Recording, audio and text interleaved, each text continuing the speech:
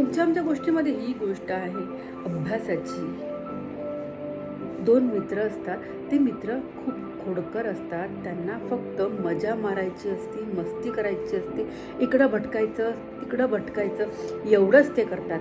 घरातले पालकसुद्धा त्यांना कंटाळलेले असतात. एके दिवशी दोघंजण फिरत असतात, तेव्हा त्यांना एक कपाट सापडतं.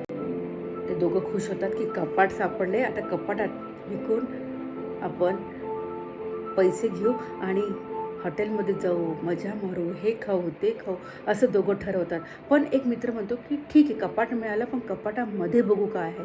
जर अजून काही मिळालं तर आपला फायदाच होईल.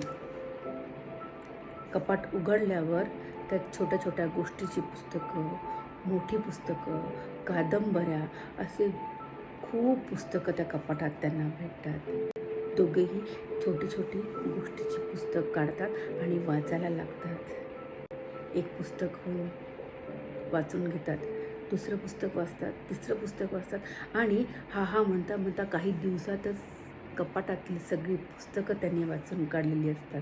त्यांना वाचनाची गोडी लागते. त्यानंतर ते दोघंही अभ्यास करू लागतात.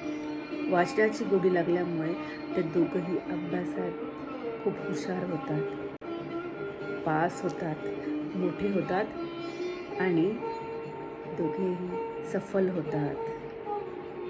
हे दोघं अभ्यास केल्यामुळे, वाचनामुळे सफल झाले. असे हे दोन मित्र.